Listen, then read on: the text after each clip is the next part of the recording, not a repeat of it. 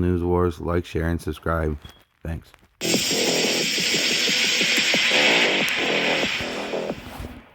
The term bread and circuses comes from an ancient Roman poet describing how the people are governed, not by excellence in public service, but by food and distractions, like a herd of livestock. Today's circuses can be found on Twitter, a reflection of the human herd's short attention span. Meaningless distractions to keep everyone calm while their food supply is being destroyed. While fools joke about Biden doing a horrible job, his administration is doing such an efficient job of destroying America that anyone running in 2024, if there is an election, will have to run on the Build Back Better platform. Starvation has been used as a weapon of mass destruction for years.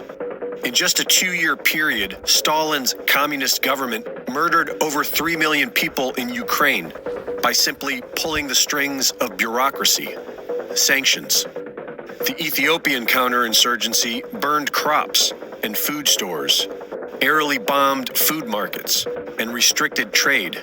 They then began a resettlement plan that killed at least 80,000 people, with further starvation. The U.S. State Department murdered over 500,000 women and children in Iraq, with starvation by sanctions. And this is exactly what is happening in America today. The Biden administration's sanctions against Russia are only succeeding at killing more innocent people all over the world by dramatically cutting down the worldwide food supply.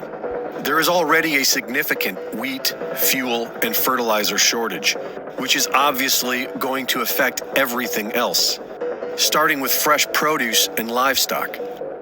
But in order to completely collapse the food economy, they'll have to start destroying food packing plants as well, so that there is nothing left on the shelves for you to eat. There have been confirmed over a dozen disabling accidents at food plants in the last month, over a dozen.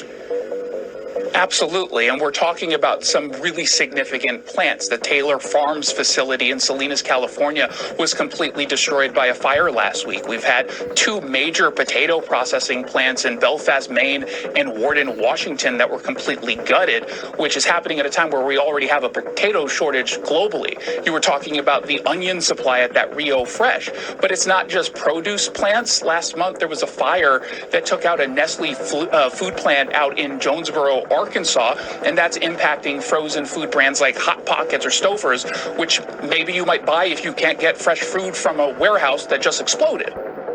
Those still satiated with their bread and circuses are soon going to start getting hungry. And it's because America is under siege, being destroyed from within by a corrupt government, while the people seek fairness on Twitter. Reporting for InfoWars, this is Greg Reese.